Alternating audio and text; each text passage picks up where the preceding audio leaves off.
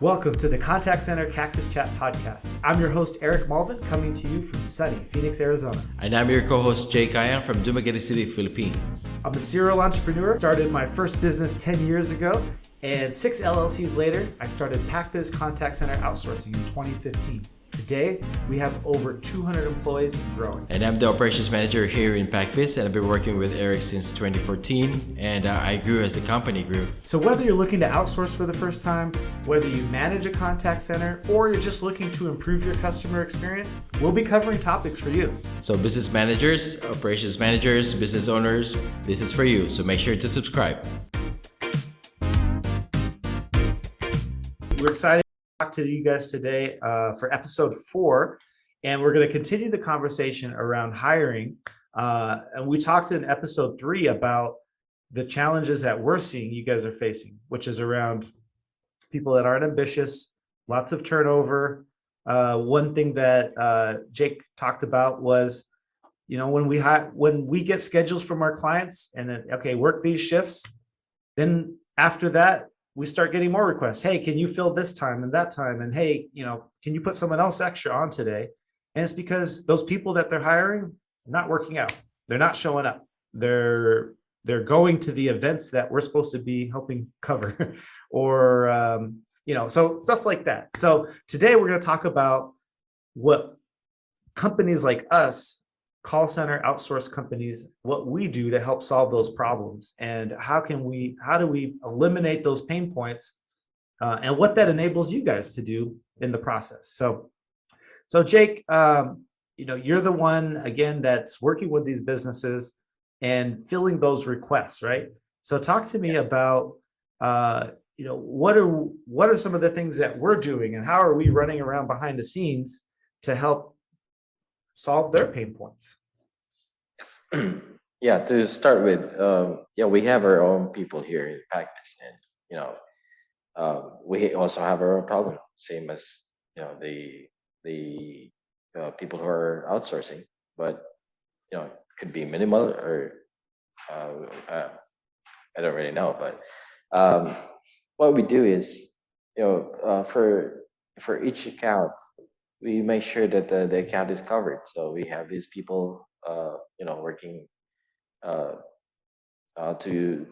learn more about the accounts and be familiar with it, and until they pass and they can be qualified as a backup person. So what this backup person do is, here in the Philippine Labor Code, we provide different kinds of leave, like vacation leave,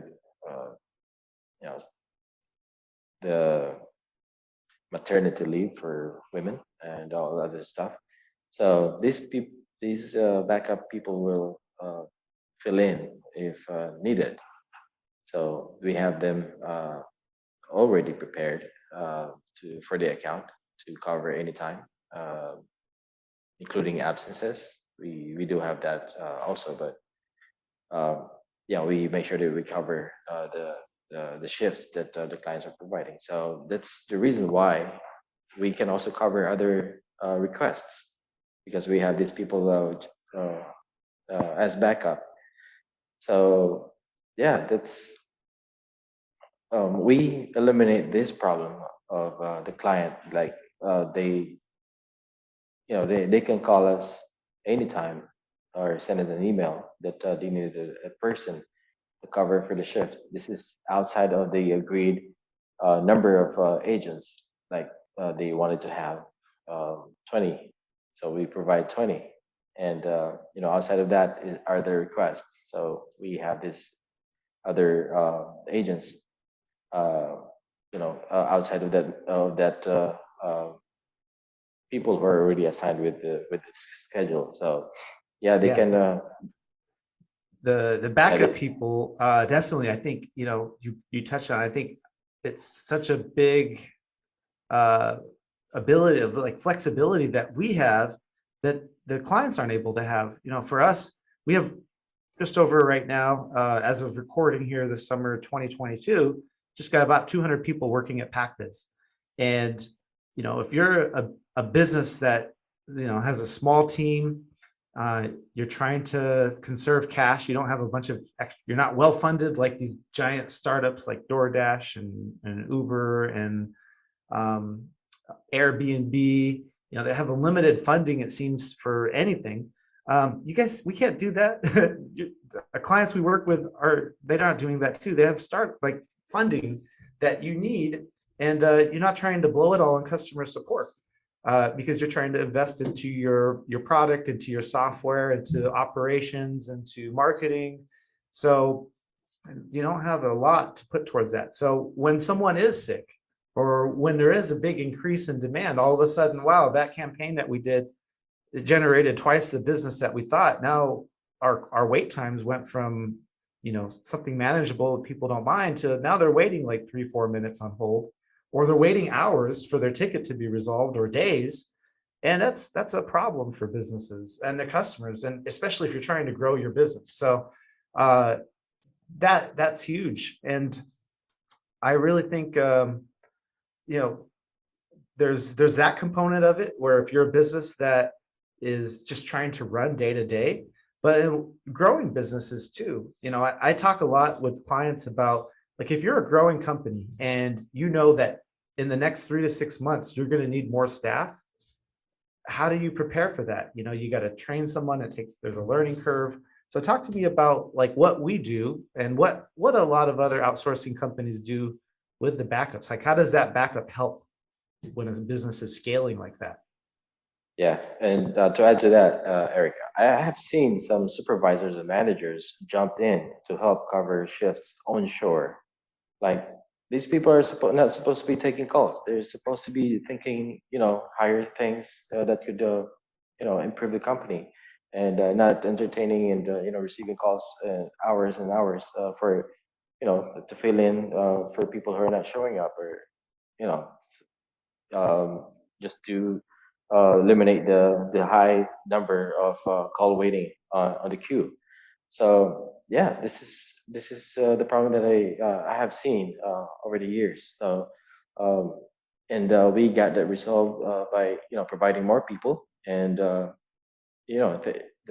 we always have as backup. They're always available. So we help them grow. All right, Jake, that is such a great point, and thank you for bringing that up, because that is something that I hear so often is, and in every industry, is these businesses, they wait until the supervisor is taking calls, the manager's taking calls, they're trying to help bring the queue down. And what ends up happening is those are people, they have other responsibilities in the company too. You need other things to get done, and they're not getting done because they're over doing more interviews, they're doing more calls, they're covering the calls. So that is not good for a company. And it's important to cover that, but like, how is your business going to be able to grow when you're stuck in that situation? You got to get past that pain point so you can start solving other issues for your business. And that's where we really come in, because so if you guys have had this problem for your business for the last 6 months, 12 months, since COVID, I'm here to tell you that this isn't going away. It's going to get worse. Like right now, like I heard a statistic last week about hiring, that right now there's 2 jobs for every 1 person that's looking for work. So if every single American got hired for all the open positions, there's still like 5 to 7 million jobs available.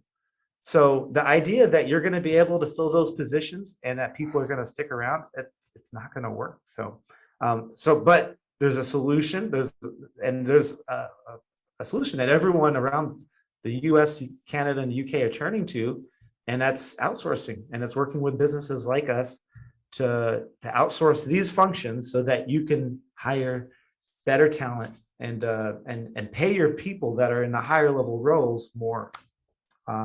So I think that's our time for today. So thank you guys for listening. Jake, thank you so much for joining and being my host here and talking about outsourcing and what you could do to solve those challenges.